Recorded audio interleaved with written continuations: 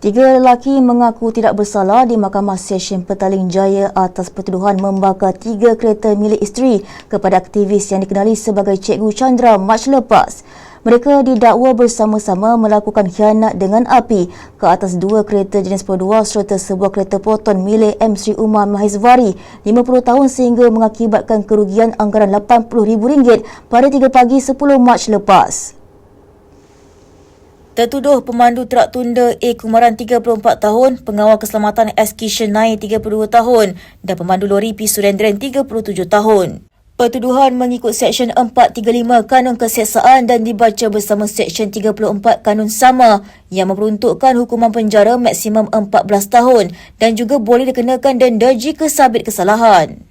Peguam Vinesh Sega yang mewakili kesemua tertuduh memohon mahkamah membenarkan jaminan atas alasan ketiga-tiga anak guamnya menanggung keluarga dan telah memberikan kerjasama baik sepanjang siasatan dijalankan.